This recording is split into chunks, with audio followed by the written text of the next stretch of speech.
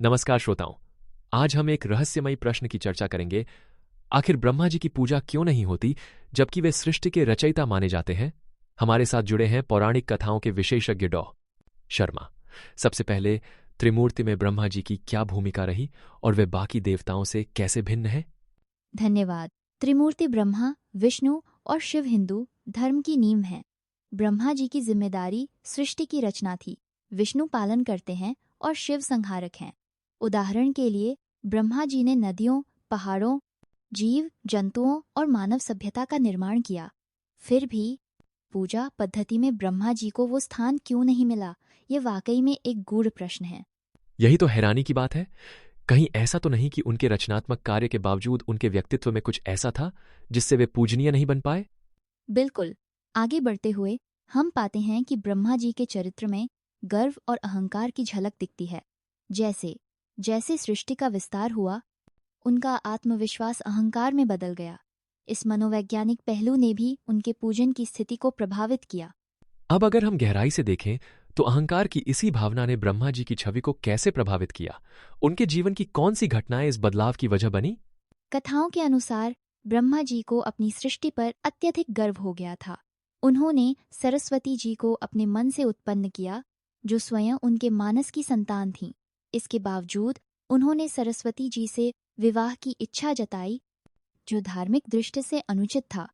यहाँ नैतिकता और धर्म की सीमाएं स्पष्ट रूप से सामने आती हैं। क्या उस समय के देवता और शिव इस निर्णय के विरोध में खड़े हुए थे? निश्चित ही देवताओं और ऋषियों ने इसे धर्म के विरुद्ध माना। यह घटना दर्शाती है कि ब्रह्मा जी का विवेक क्षीण हो गया था।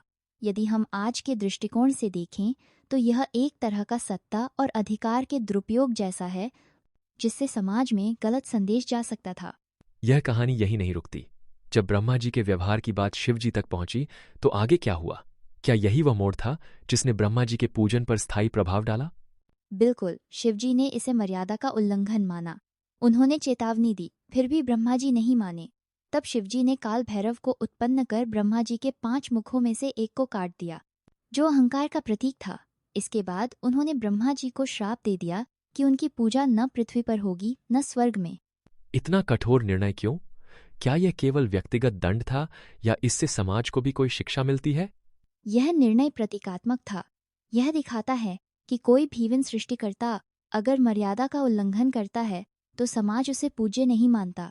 यह आज के सामाजिक अनुशासन, न्याय और नैतिकता के लिए भी प्रासंगिक है। श्राप के बावजूद पुष्कर में ब्रह्मा जी का एकमात्र भव्य मंदिर आज भी मौजूद है। इसके पीछे क्या वजह है और वहां की पूजा में क्या खासियत है? शिवजी ने ब्रह्मा जी को पश्चाताप का अवसर दिया, लेकिन श्राप वापस नहीं लिया। पुष्कर झील के किनारे स्थित यह मंदिर ब्रह्मा जी की तपस्या का प्रतीक है।